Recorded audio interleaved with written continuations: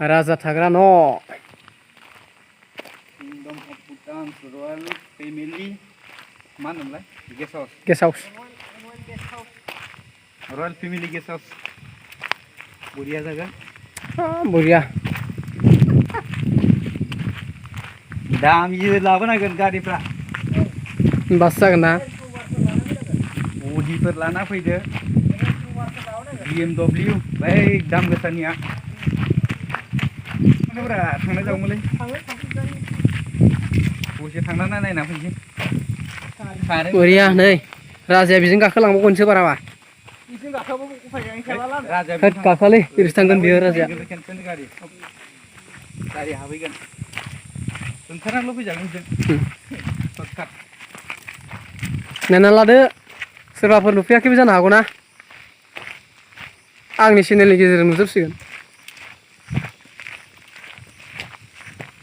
बिराद मोजां मोजां नै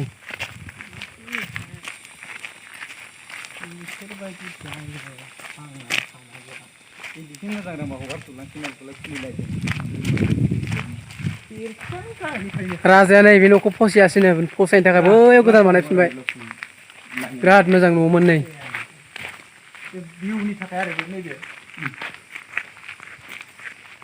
बेफोरबायदि न'खौ खुरुल खुरुल गारनानै लुखांनानै देखायनांगौ बिदिनांगौ मामुलि नङा ना एसेल' फैसा थागोन नामा लाना फैदो गारिया नैबायदि थायो बिसिनाव गारि बे खालामनानै फैग्रा बरिया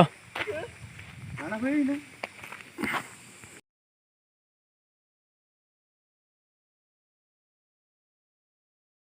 सबसे गोजौ हाजोआव फैदोंमोन जों दिनै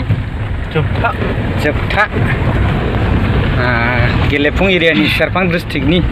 सबसे जौसिन हाजो होनबा जों दिनै गाखोबाय गाखोनानै नामायलांगासिनो जों नै लामाफोरखौ नायदो बयनाव बेसेबां फिदिंनांगौ एसे उनावहाय खबर लानो हागोन बे ड्राइभारनाव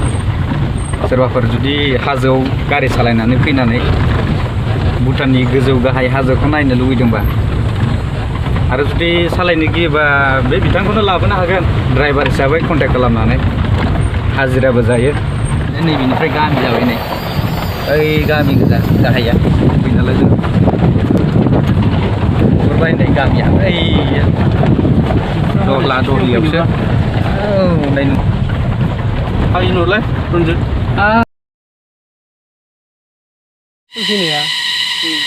नैबे जाहैबाय भुटाननि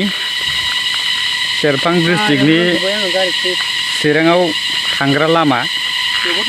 बहुद खस्थ'यै फैदों जों गोजौ गोजौनो सबसे हाजो थिखिनियाव फैबाय मा गाबदों बे हाग्रानि रिन्दाव रिन्सि एम्फौ एनला जिब जुनार गाबनायजों बिराद समायो ओरै नाहरनो हागोन लुक्सफ्रा बेफोरनो नै भुटाननि फरेस्ट